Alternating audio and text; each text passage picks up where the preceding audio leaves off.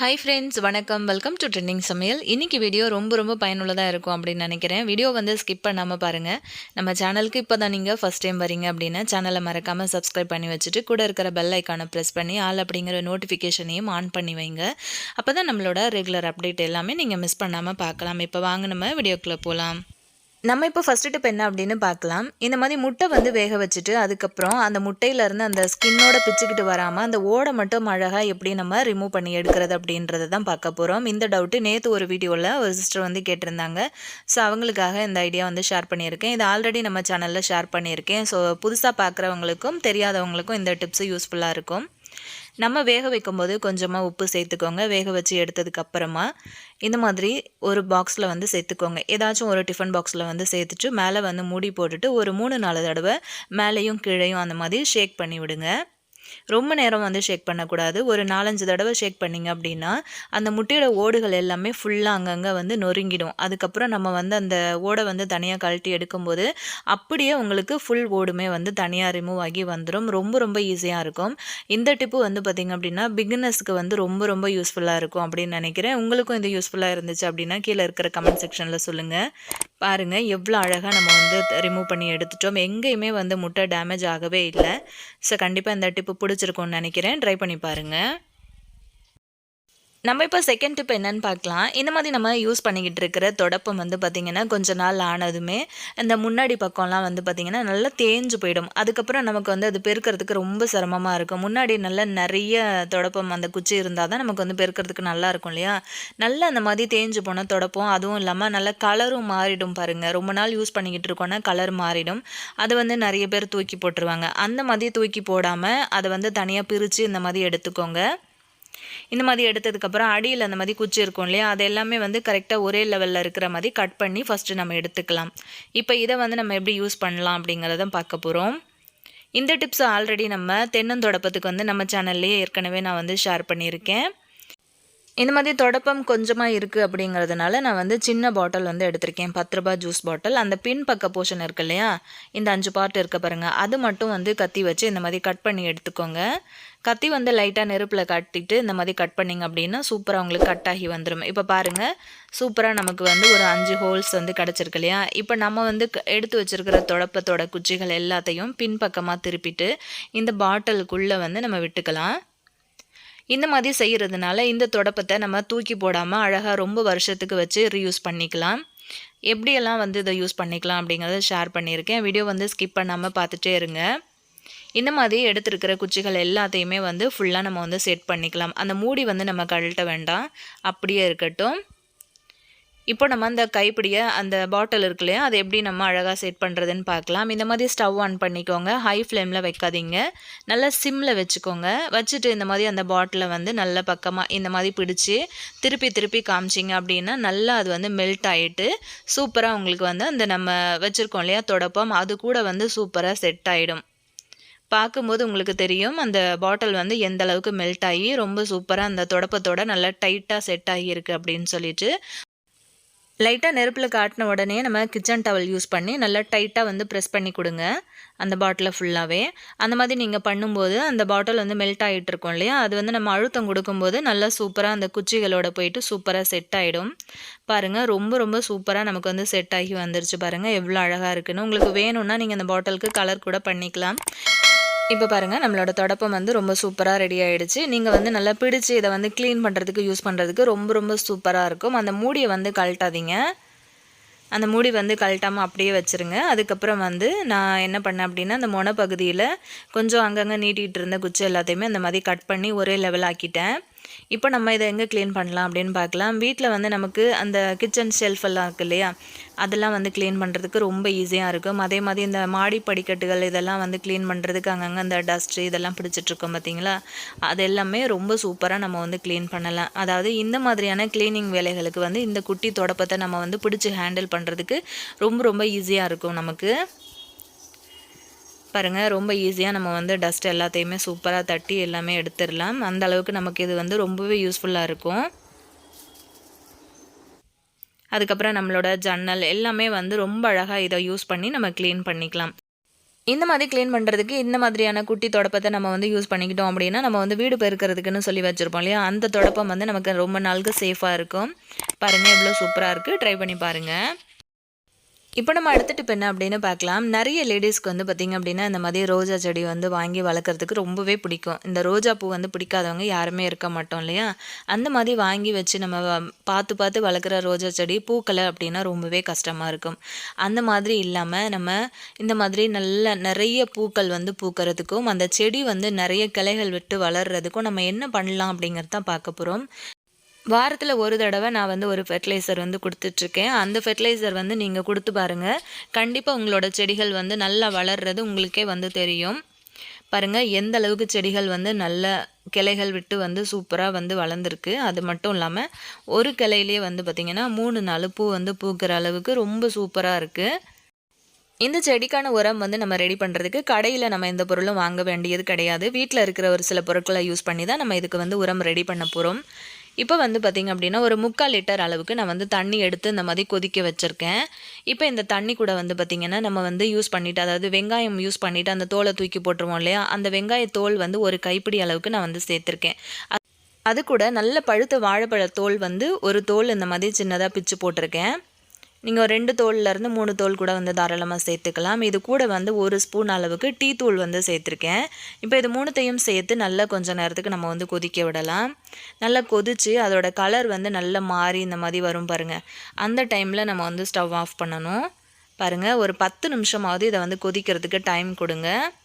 நல்லா கொதித்ததுக்கப்புறம் நம்ம வந்து ஸ்டவ் ஆஃப் பண்ணிடலாம். அந்த தண்ணி வந்து கொஞ்சம் ஆறட்டும். ஆறினதுக்கு பிறகு இந்த மாதிரி ஒரு பக்கெட்டில் நான் வந்து வடிகட்டி எடுத்துக்கிறேன்.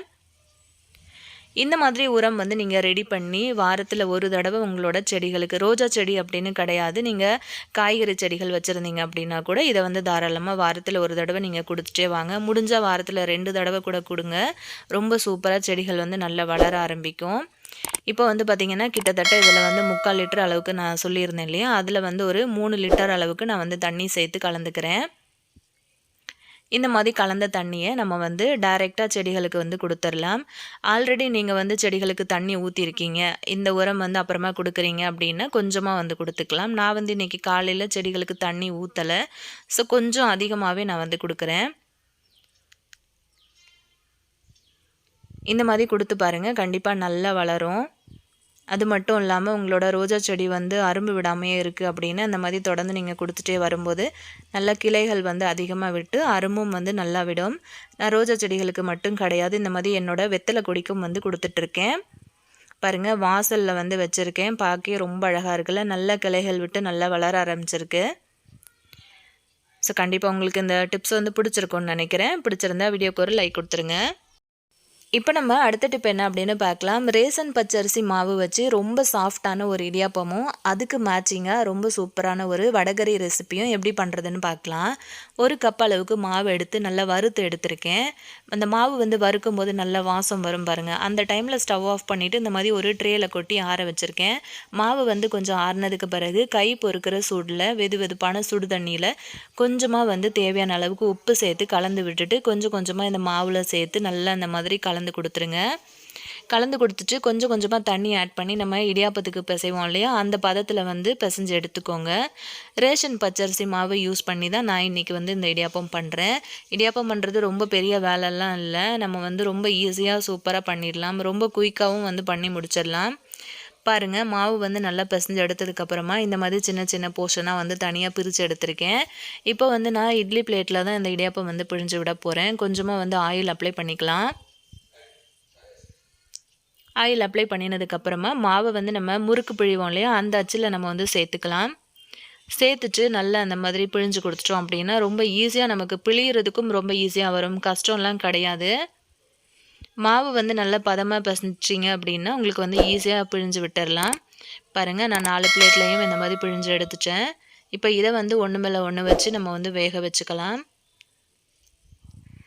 இப்போ இந்த இடியாப்பத்துக்கு வந்து பார்த்திங்கன்னா ரொம்ப ஈஸியான ஒரு மெத்தடில் வந்து வடகரி ரெசிப்பியும் வந்து ஷேர் பண்ணியிருக்கேன். அதையும் வந்து வீடியோ ஸ்கிப் பண்ணாமல் பாருங்கள்.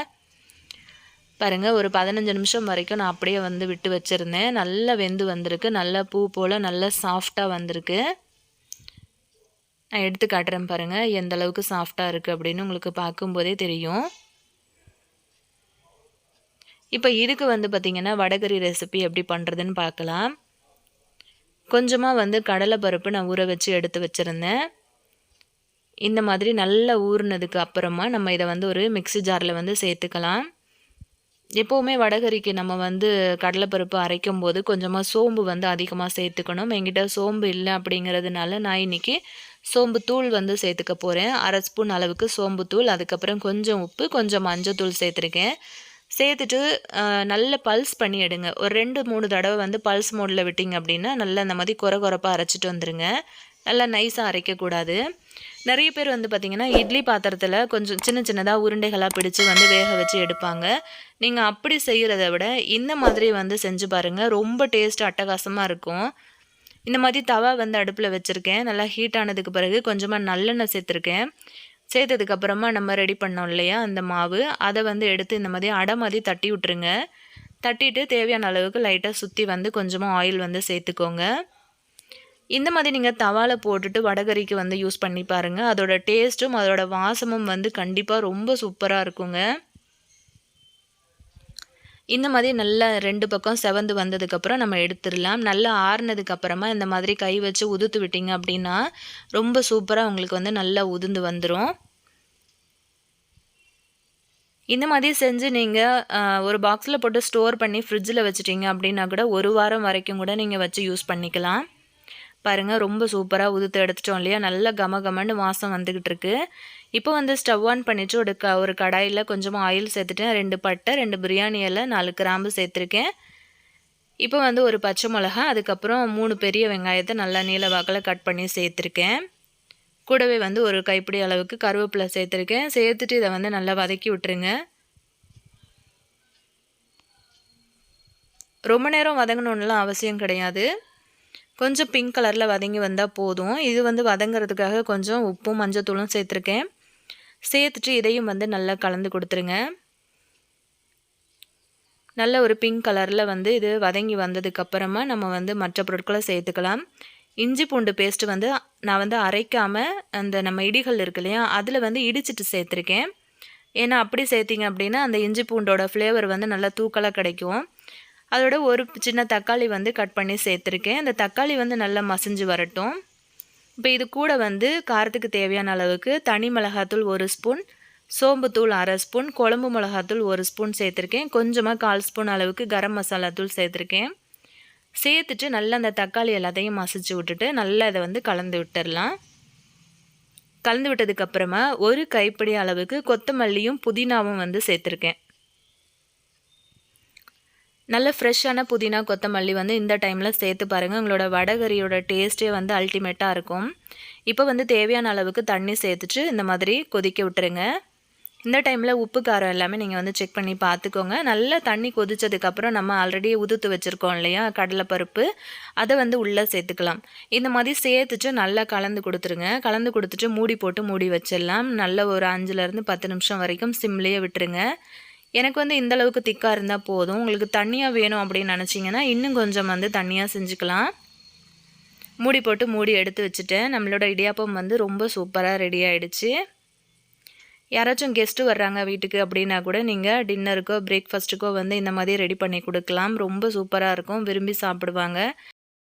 இந்த வடகறி ரெசிபி வந்து பார்த்திங்கன்னா நல்ல சூடான இட்லி, தோசை, பூரி, சப்பாத்தி எல்லாத்துக்கூடவும் ரொம்ப சூப்பராக இருக்கும். அதே மாதிரி இடியாப்பம் கூட செம்ம சூப்பரான ஒரு காம்பினேஷனாக இருக்கும். பாருங்கள் நல்லா திக்காகி வந்திருக்கு. எனக்கு இந்தளவுக்கு இருந்தால் போதும். அவ்வளோதான். நல்லா சுட சுட இந்த மாதிரி ஒரு வடகறி ரெசிப்பியும் அந்த மாதிரி ஒரு இடியாப்பமும் செஞ்சு சாப்பிட்டு பாருங்கள். ரொம்ப சூப்பராக இருக்குங்க. ஆல்ரெடி நம்ம சேனலில் நிறைய டிப்ஸ் வீடியோஸ் நம்ம வந்து போஸ்ட் பண்ணியிருக்கோம். ஃப்ரீயாக இருந்தீங்க அப்படின்னா சேனல் பிளேலிஸ்ட்டில் கொடுத்துருக்கேன், செக் பண்ணுங்கள். நம்ம சேனலில் இப்போ தான் நீங்கள் புதுசாக வீடியோ பார்த்துட்ருக்கீங்க, சப்ஸ்கிரைப் பண்ணாமே அப்படின்னா கண்டிப்பாக மறக்காமல் சேனலை சப்ஸ்கிரைப் பண்ணிக்கோங்க. இடியாப்பத்துக்கு மாவு வந்து நம்ம கடைகளில் வாங்குறத விட ரேஷனில் கொடுக்குற பச்சரிசியை வந்து இந்த மாதிரி யூஸ் பண்ணிக்கோங்க. நிஜமாகவே ரொம்ப சூப்பராக இருக்கும். நெக்ஸ்ட்டு இதே மாதிரி ஒரு சூப்பரான இன்ட்ரெஸ்டிங்கான வீடியோவில் நான் உங்களை மீட் பண்ணுறேன் ஃப்ரெண்ட்ஸ். தேங்க்யூ.